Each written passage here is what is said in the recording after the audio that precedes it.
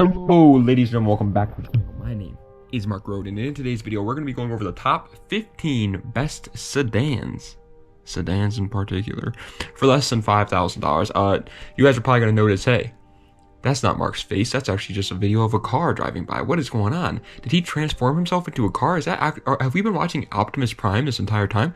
No. I just am not in the right area to record my face. I don't want people to see the background. It looks disgusting. So it's the car today. Sorry about that. On top of that, I look disgusting. I haven't shaved in a while. I haven't gotten a haircut in a while. I just look like dookie. So it just all worked out. But yeah, without further ado, let's get right into it with number 15. And number 15 goes to the Audi A6 C6.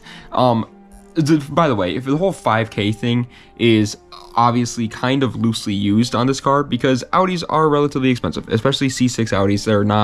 They're not the cheapest cars out there right now, but you can find them under 5K. It's possible. So I put it here. Either way, they come with a 3.2 liter V6 making 265 horsepower, and they are all-wheel drive because, of course, they are. They're an Audi, and every single Audi under their gosh darn sun might as well be an all-wheel drive car. They have some front-wheel drive ones, but don't buy those. Either way, though, yeah, it's just pretty much a bigger, more luxurious version of an A4, and that's only, I mean, I always talk about the A4s. They're great cars.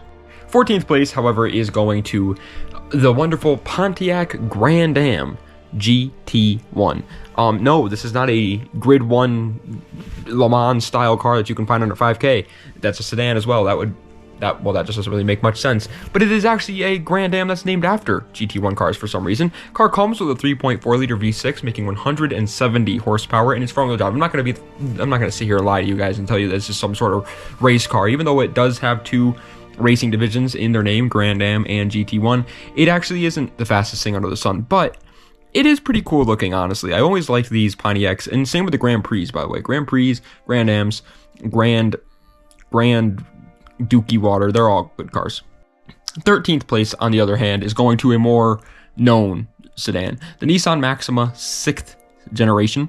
There's obviously, the Maximas have been around since the dawn of time. The dinosaurs used to be driving these bad boys, and they've always kind of proven themselves to be pretty decent. I think the 6th gen is kind of slept on, though. People don't really talk about this one too much. They don't talk about the Maximas too much, but the 6th gen in particular, which is a crime because it comes with a 3.5 liter V6 making 265 horsepower in its front wheel drive. And yes, that is a VQ35. So yes, it is the same motor as a 350Z G35 coupe. It is obviously watered down. Those motors have closer to 400 horsepower, or 300 horsepower, my bad, whereas this one's at 265, but it's still a VQ. You can get more power out of it if you want to. Not a lot, but you can get some, and that's always something.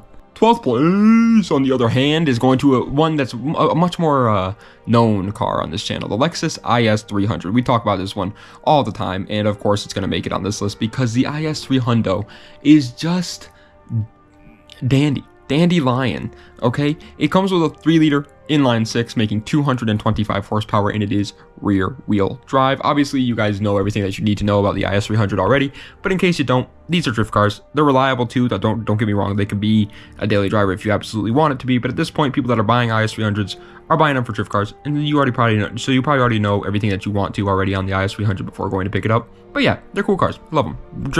Rear wheel drive, gorgeous looking. 2JZ, come on.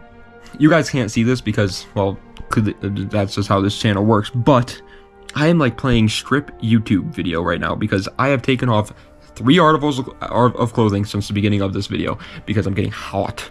Anyway, though, 11th place is a BMW 328i E90. These bad boys come with a 3 liter inline 6 making 230 horsepower, in its rear wheel drive or all wheel drive. Obviously, you get that decision. If you live up in an area with snow, go with the all wheel drive option. If you live where there is no snow, or if you're not too worried about it, go with the rear wheel drive option. I love rear wheel drive BMWs, man. They're drift monsters, and I know that the 90 base models aren't the craziest looking cars out there. Your grandma probably drives one of these things, to be honest, but it's still a Beamer. Okay, I've driven in an E90 328i, and it was a nice drive. 10th place is going to one that's even more of a nice drive, though. One that's just truly a nice automobile, the Chrysler 300 first generation.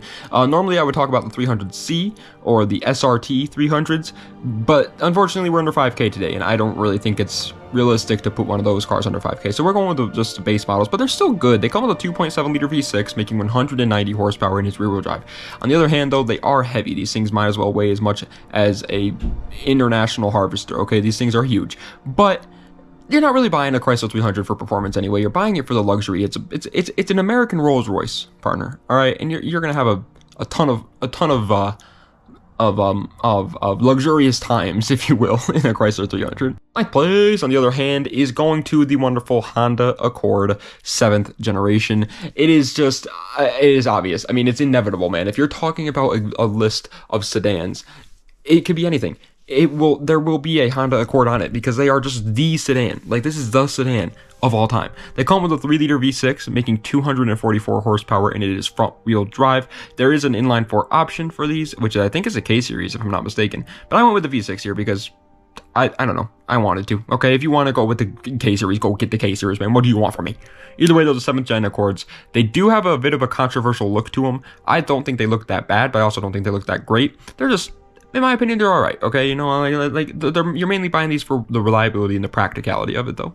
Oh, you silly man. You stupid booger picking and then eating boy. You thought the Audi A6 C6 was going to be the only Audi on this list. It's a list about sedans, partner. That's not the case. 8th place is the Audi A4 B8.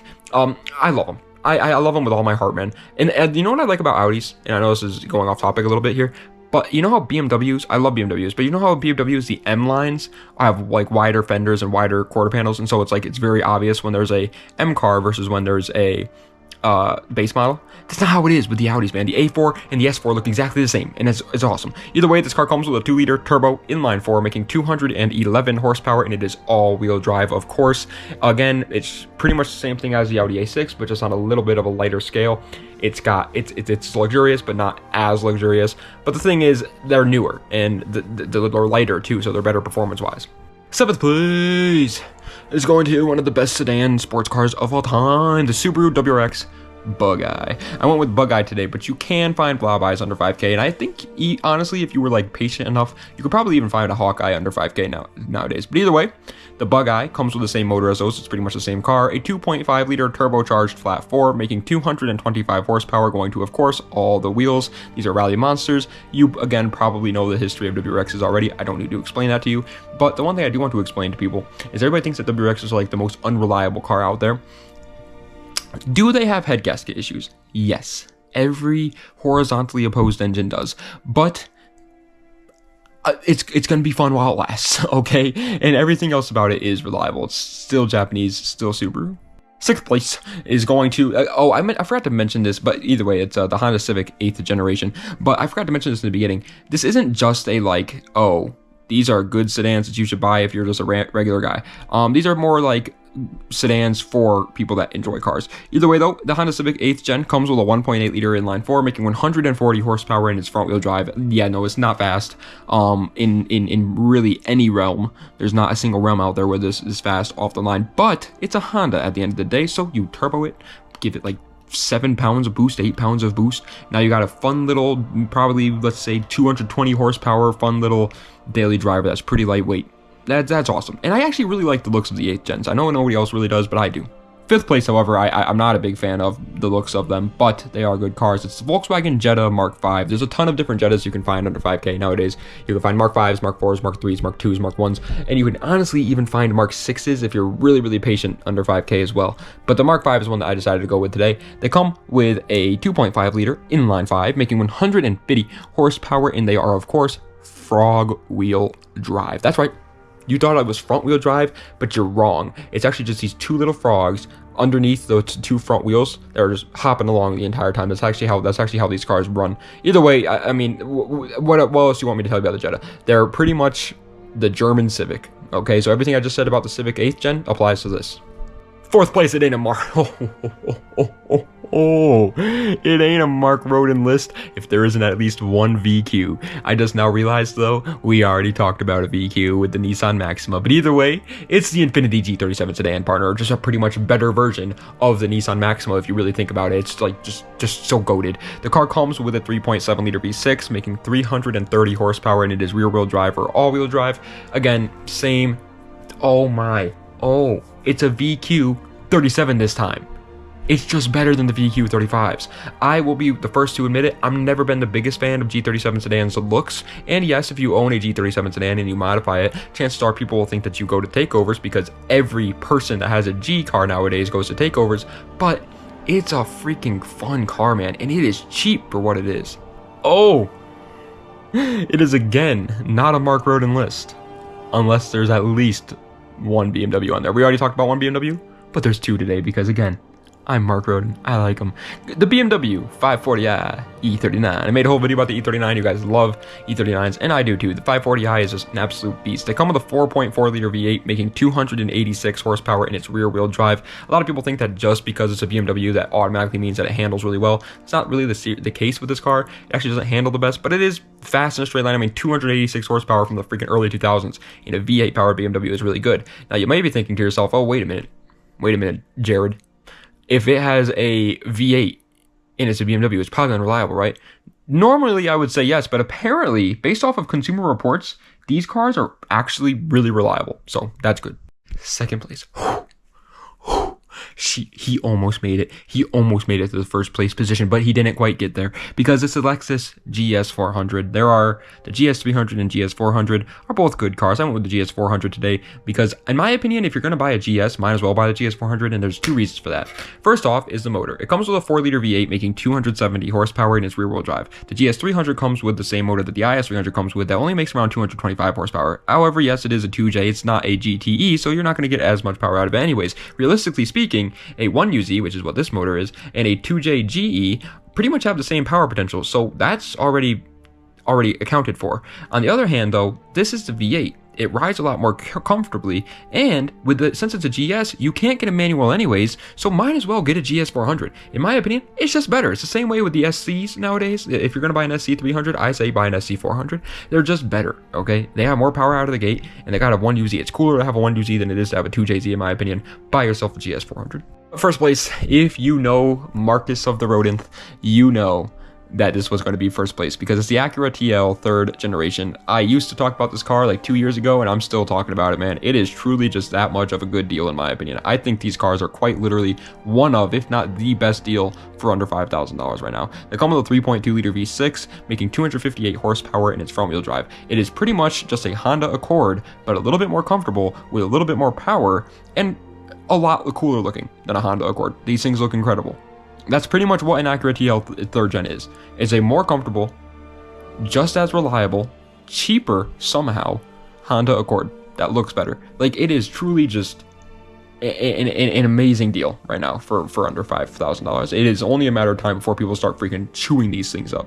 But ladies and gentlemen, again, sorry that you guys can't see my unbelievably handsome face right now, but I am, like I said, not in the right area. In the background, there's two naked men throwing it back, okay? And so I don't want to show you guys that. That would be crazy. I'm not allowed to show that on YouTube. So we're just gonna have to look at some cars. But thank you guys so much for watching. I appreciate it. If you enjoyed, please be sure to like, comment, and subscribe to the channel for more content just like this. Let me know what other videos you'd like to see in the comment section down below. And yeah, oh, I wanted to bring up something. I haven't made a video in, I think today is Sunday when I'm recording this, so I think it's probably been like 4 days, maybe even 5 days since my last time I uploaded on this channel. You guys are probably all like, wow, is Mark getting like what's going on with the Mark? You know, his upload schedule has been weird lately.